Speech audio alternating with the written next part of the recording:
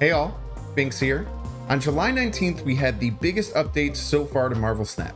We introduced Nexus Events, had patch notes that changed a bunch of different cards and it's going to have a huge effect on the meta. And we also had some changes to collection level and how you actually get cards.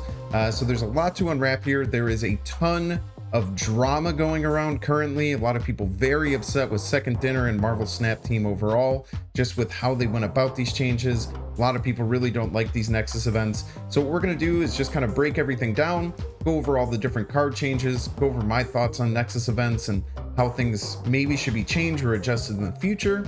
And then we're going to end today on a bright note in a day that, you know, a lot of people are really upset with a really awesome game that I had that didn't really fit into any of my other videos and wanted to showcase to you all. So as always, if you're enjoying this content, make sure you hit the like button. If you're looking for more Marvel Snap content, you can catch me here every weekday, so make sure to hit subscribe. You can catch me live over at twitch.tv/binks_plays. Enjoy. Okay, let's start with what are Nexus events. Nexus events are 2-week-long events where you're going to open what are essentially loot boxes for gold, with the chance to get a brand new card, and then it seems to be probably just a pool 3 card that fits in thematically. This time it's Destroyer, and then Jane Foster the Mighty Thor is the brand new card where this is the only way that you can get it currently. The devs have said that it's kind of similar to the season pass cards. A month after this is finished, it will be added into pool 3 so you can get it free to play or just through the general collection level. But essentially the cost is 180 gold, which is somewhere around $2.50 to open one of these. And let's go into some of the kind of breakdown of the statistics for opening them. They were at least, you know, at the very least, they were very upfront and honest about the different chances to pull these different cards. Pretty sure legally they have to, but you know, it's still always a good thing. So you can open them up to 200 times, so that would be right around $500, a little bit less. I think people average it out if you're buying it at $100 for gold level, it's about $430. Their super rare rewards are what you really want, so that'd be either Jane Foster or Destroyer. If you already have Destroyer, you're guaranteed to get Jane Foster with your very first reward. There's a 1.5% chance, so super low, of actually pulling that. It's 1 in 66 pulls you're going to get it, but you are guaranteed at 50 pulls to pull a super rare reward. We'll go into how I feel about this. It seems very hard to actually get it. I will be honest, I did buy 33, I believe, of these Nexus events, and I did get Jane Foster at right around 30, so I was lucky. I really wanted to get Jane Foster. I have some decks that I want to try with her, so I was able to get her, but I did spend a lot of money. I think it ended up being right around $75 that I put into this. The rest of the rewards, so you have rare rewards, get a 9.5%, and then you have 1 every 10 attempts, so every 10 pulls you're going to get a rare reward. These are different variants, so this time they were the Guardians of the Galaxy, as well as different avatars.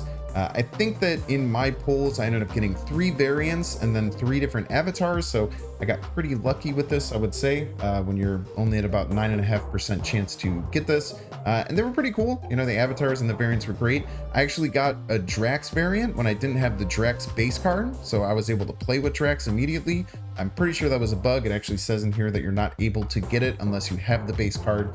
But yeah, the other 89% of these are going to be either credits, 200, 300, or 400, or you can get boosters. Everyone loves boosters, right?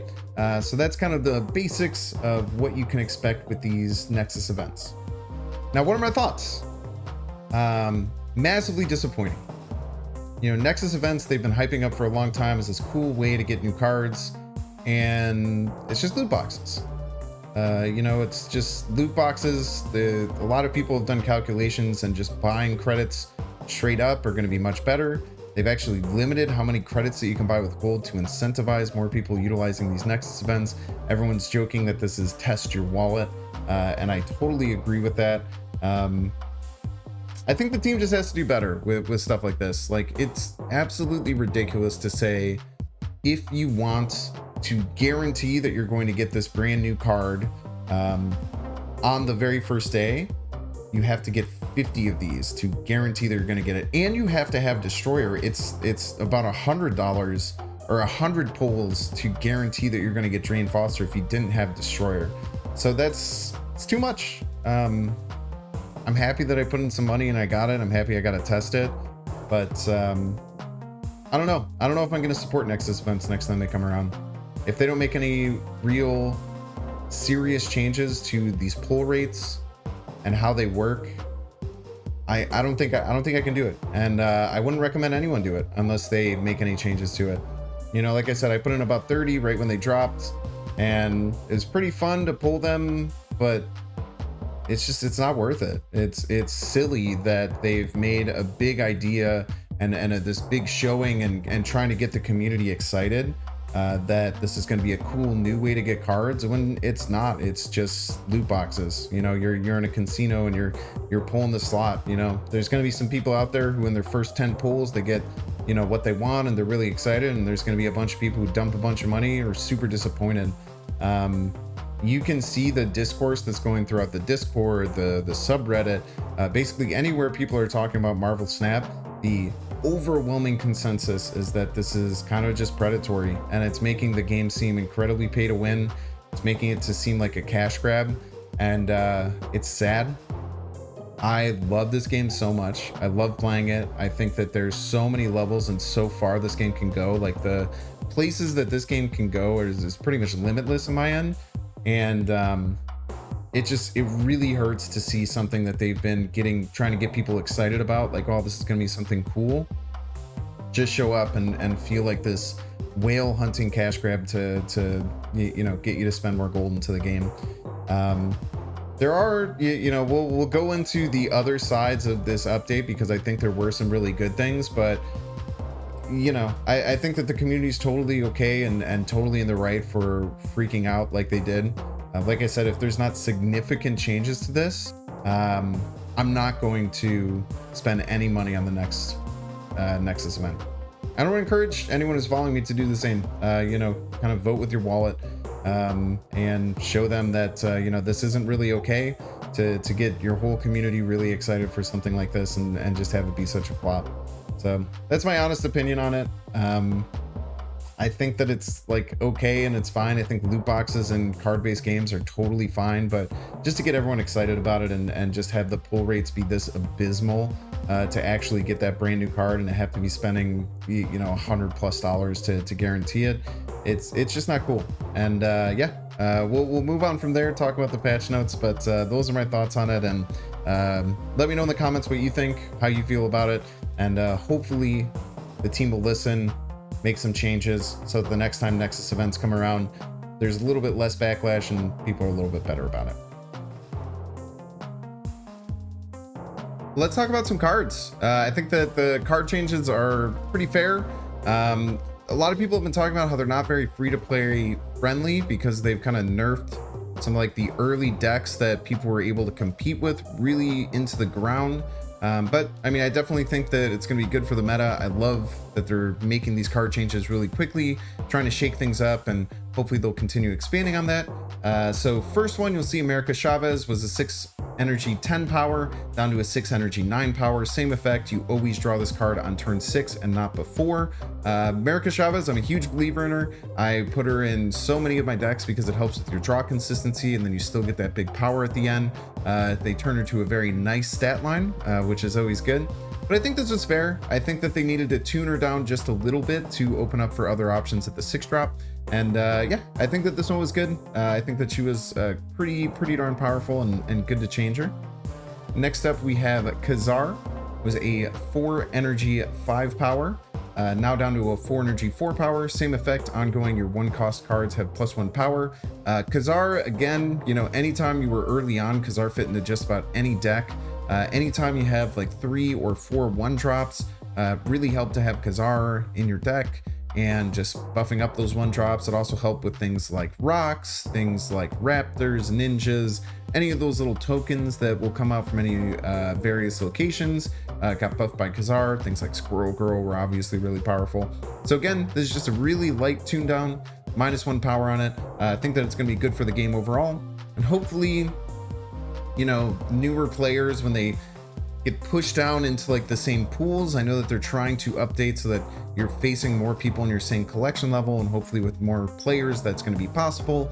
This won't have much of an impact. Right now it's kind of gutting for people who are new and just getting like through pool 2 and have to play all these pool 3 decks. But yeah, I think that overall was fine because Khazar was really, really strong. This next one I think I'm most excited for. So this has gone under the radar from a lot of people. But what I've always noticed with building my techs is that there's no real like staple 2-drops. Like this is just a really strong 2-drop that can fit into just about any deck. And I think that Scorpion is now that card. So Scorpion used to be a 3 energy 3 power. Now it's a 2 energy 2 power. Same effect, on reveal, afflict cards in your opponent's hand with -1 power. Nowadays, a lot of people are like passing turns 1, turns 2 to try and play Naki on turn 3. So if you can play this down on turn 2 and hit 4 cards with it, and your opponent plays all 4 of those cards, this is a 2 energy 6 power card because you're going to get the 2 power from it, and you're going to minus the 4 power from all of your opponent's plays. I think that Scorpion can fit into just about any deck that's tempo focused and needs a new 2-drop. At 3 energy 3 power, it felt just a little slow. You know, when you're getting to 3, you want to start being proactive with doing things, whereas turn 1 and turn 2, you can just kind of make some tempo-based plays. So no one's really talking about this. I haven't heard much talk about Scorpion. I think that Scorpion is going to find its way into an S tier deck, and it's going to be one of the most played 2-drops in the entire game. Next up, we have Scarlet Witch, which is probably also going to be one of the most popular 2-drops in the entire game. Used to be a 1 energy 2 power, now it's a 2 energy 3 power, same on reveal, replace this location with a random new one. Scarlet Witch just felt super, super strong compared to like cards like Rhino. Like I always used to joke about Rhino, like why would you play a 3 energy 3 power card when you can just play Scarlet Witch for 1? Pretty much does the same thing. I think that Scarlet Witch got a little bit worse, but is still going to find their way into a lot of different decks. Again, the 2-drop slot is really weak right now. And it's felt really weak as far as like fitting something in, especially getting rid of Strong Guy now. So I definitely think that Scarlet Witch will still fit into a ton of decks. Pretty nice that, you know, you can't make like the big stopping limbo on turn 6 by playing her and a 5-drop. You know, now you have to play her and a 4-drop if you want to get rid of limbo on turn 6. So I think bringing your power level down is totally fair. Didn't bring it down a ton. It's just like making that on reveal on something that's a little bit more, you know, cost effective and costs a little bit more for that effect, which I think was needed. Jubilee. So Jubilee was changed and pretty much gutted, honestly. Jubilee used to be a 4 energy 1 power, on reveal, play the top card of your deck at this location. Now it's a same 4 energy 1 power, but now it's play a card from your deck at this location. So it doesn't have any specification for the top card in your deck. Big reason that most people played Jubilee is that it had a fantastic synergy with Chavez, which also got hit with a nerf. Jubilee will still find some play in really, really top heavy decks with tons of 5 and 6 drops. It can still be really, really powerful. In lockjaw decks, getting 2 triggers basically on lockjaw, pulling a card from your deck, and then Jubilee jumps in and pulls another card out of your deck. Definitely still seeing play in lockjaw deck, but definitely lowers that Chavez Jubilee interaction, which you would just throw into a lot of decks because it was so good. 4 energy 11 power, then your deck, not too shabby, right? But I think this was a fair change. Jubilee, I actually, like when Jubilee first got like data mined, or people first started to see Jubilee, my very first question was like, this is just 4 energy 11 power, right? Like this is ridiculous. And it's been seen in tons of decks, so pretty nice change. I think it's totally fair. This is probably one of the biggest changes to the meta. This and Strong Guy are the biggest changes to the meta, I would say. Ghost Rider went from a 3 energy 3 power to a 4 energy 3 power with the same effect. On reveal, bring back one of your discarded cards to this location. I don't have Ghost Rider, as you can see with the gray over it, but Ghost Rider was in so many different decks. You can just throw Infinite, Lady Sif, Ghost Rider, and then build whatever deck you want around that because it's such an oppressive and powerful combo. So moving that up to 4 power is really great.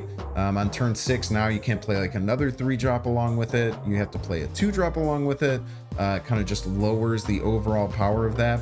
In a game like Marble Snap, where you only have 21 energy throughout the entire game, moving things up 1 energy is pretty darn big. So I think that Ghost Rider is still going to take a pretty big hit. I think that Ghost Rider will still be very common to see in a lot of different decks, but the overall power is going to get brought down significantly, which I think is good for the game. Ghost Riders seem to be unbeatable sometimes. They're very, very hard to beat if they hit the nuts with it. They Lady Sift and then they Ghost Rider their Lady Sift and Infinite, then they Ghost Rider that Infinite back.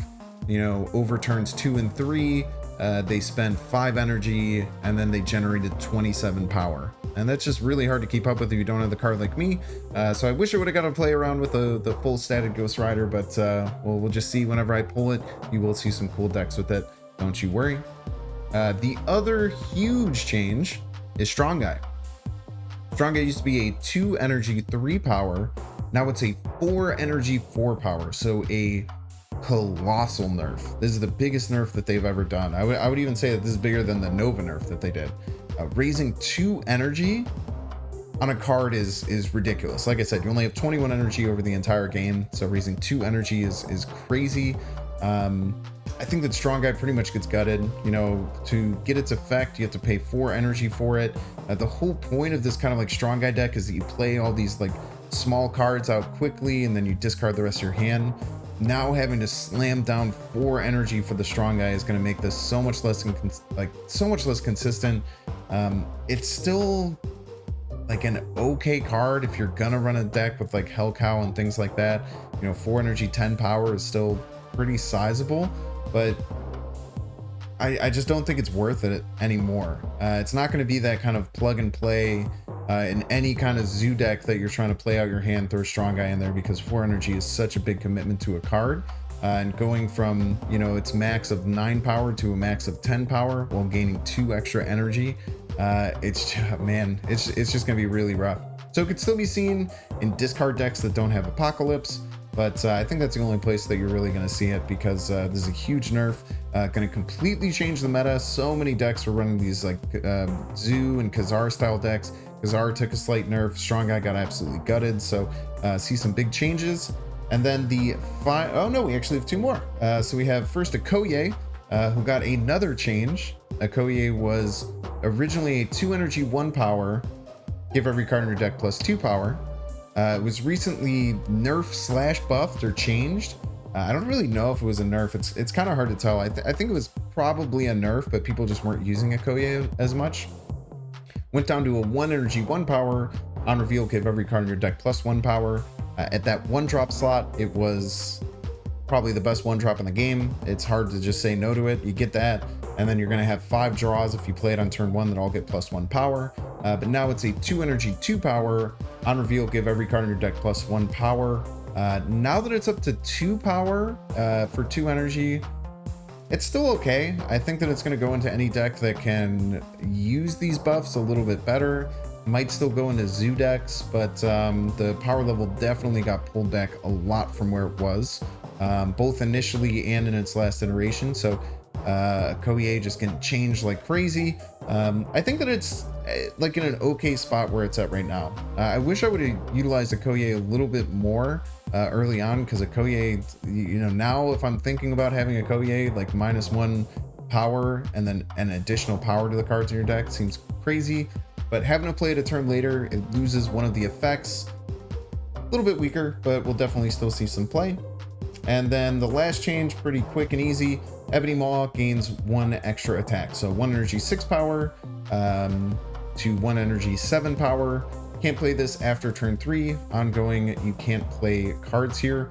So a very interesting card. You have to draw it in your first 3 draws. So basically 50% of the time you're not going to be able to play Ebony Maw because you're going to draw it after turn 3. But when you can't play it, it's really powerful, but its ongoing effect can be kind of debilitating in decks that might use cards like Zero or the new location that just is currently the featured location, which negates ongoing effects. Could be much better. But I think just raising its power level a little bit is totally cool. I think that it was kind of a niche card to begin with at where it was at. Now it just got a little bit more powerful. I think that's totally fine. So there's my rambling look at all the different cards and how they changed. What I'm most excited for is Scorpion, though. I think that you're going to slowly over time see more and more and more and more Scorpion as people realize how powerful that is at 2 energy, and you heard it here first. Don't forget. So finally, we just had some other patch notes, so I just kind of want to talk about some of the ones that I find to be most important. So the biggest and best thing that they did is that they listened. In my previous video, I said 96 levels per card is terrible. It's gutting, it hurts, and no one likes it, so change it. And they did, they listened, and now on average, because they kind of changed how things are, it's going to go down to 48 levels as the maximum, which is really great. But they did make some changes to how it works. So now every 12 collection levels, you're going to get what's called a reserve cache, which is going to give you a 25% chance of a new card, a 25% chance of a variant or an avatar, and then a 50% chance of either gold or credits. So I think that's really good. That's the biggest change and most exciting change for me. I'm really excited to continue pushing up the ladder and have a much better chance of getting cards, open them at a much higher rate. It's going to double the rate that I get cards. I'm up at collection level 2000. What does kind of suck is that they said that they're not going to retroactively do anything. So I'm at about collection level 2000. So I had about 500 collection level where I would have gained 5 more cards. So if I wouldn't have done anything, would have held on to all my credits, and I would have waited for this to change, I would have 5 more new cards right now from pool 3, which sucks. Sucks even more for people who are up at like 3,000, who are like getting to the end of pool 3, and now they realize, all this money that they spent was super inefficient. What are you gonna do? I'm sure it's very hard to completely change everything like that, but the devs made their decision. I think it's kind of fair, to not retroactively go out and give people a bunch of different cards. And then there's just some changes to the mission system. So now instead of having to get your daily mission every single day, you just need 35 missions over the week. I think that was a fair change. You're going to get 6 missions a day. So as long as you're keeping up with it and you're not missing too many missions, you're going to be able to get those. Unclear as to how many total levels you're going to get out of that, but I think that was kind of a fair change. They did, like I said, they got rid of the amount of credits that you can purchase in the shop. They went back and changed it to how it originally was, to try and incentivize more people to purchase these Nexus events. We don't have to dig in on Nexus events too much anymore. But I think that these changes are good. You can also do emojis when people play cards now. I haven't done it too much, but kind of funny when people put little smiley faces and different things like that. They did change how you can just grind, so you can't just start a game and then retreat on turns 1, 2, or 3 to try and get missions completed. That's something that was new, which I think is fine. I think it's kind of smart way to do things. And there is some new UI changes. The UI is pretty darn good. So really the biggest thing out of these patch notes is that they listened and they did make it so that you're going to get cards a lot quicker once you get to collection level 1500, which was most important to me. And then they did make some changes. From what they're saying, it seems like you're going to get more rewards up the collection level track, and it's going to be a little bit better. We'll see how things go with that. And hopefully that is the case. And hopefully, as people kind of go through and calculate things, that's what things are going to look like. But yeah, so that's kind of my thoughts on the patch notes, the different cards, as well as the Nexus events. Really just to kind of finalize things. Again, they need to change these Nexus events. They messed up. They got a huge backlash for it. I hope they learned their lesson, and I hope they make it so that it's a little bit more friendly on your wallet. I'm not going to change that. I hope they make it so it's a lot more friendly on your wallet to try and get these new cards through Nexus events, because the biggest thing that people are upset about is how hard it is to get specific cards and new cards. And they just went whale hunting and said, hey, give us a couple $100 and you can get this brand new card. That's not how things should be. I'm going to finish off this video on a bright note. I had a really awesome game on the Camartage featured location. So I was trying to get my turn 3 mill again. So trying to mill my entire opponent's deck by the end of turn 3. and we hit some snags. We never really had everything work out, but we decided to make our own luck with this next clip. So thanks for watching. Let me know your thoughts below and enjoy this really awesome clip I've been holding in my back pocket. Thanks out. This is probably the last game I have a chance to mill, which isn't ideal. I do have 2 of the mill cards in my hand. No comments. Okay, so if we get a mill, if we get Convertage in the middle, we can actually full mill them as long as we call our Mantis, right? Convertage? Damn it! Let's make our own Convertage. What if though? What if I changed it to Convertage? What if? Sometimes you gotta take matters into your own hands. Oh, that's pretty much Convertage! Wait, I can actually do it now!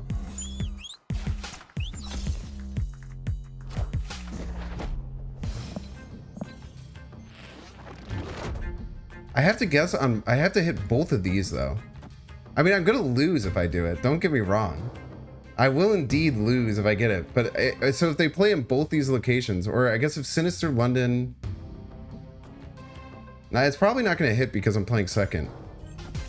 Oh no, they did hit both locations! Let's go, turn 3 mil! Unreal! I don't have any cards left in their deck, and it's turn 3. So I have to play the rest of the game with 3 cards. And they did me a huge favor by electroing there, because I wanted the board space. Dude, that is insane. So yeah, so it's turn 4, they didn't draw this turn, and now they have 3 cards for the rest of the game, except for whatever they get out of my hand. I have to be very smart about how I finish this game though. Even though they only have 3 cards, because they have Sinister London, and Sinister London is wild. So I definitely want to Iron Man on my last Sinister London spot. That's why I think it was bad that they electroed there, because they gave me more spots when I just played garbage cards there. I think I just Bishop. Bishop seems like my best play. Or maybe I Quinjet? No, I'm out of space is the problem. Being out of space is the problem. I don't think I Quinjet too. I think I just Bishop.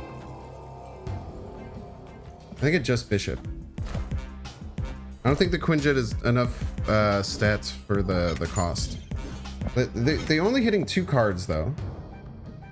And we're getting an Iron Man. Oh, snap. Iron Man always lands here. All my cards are just so weak.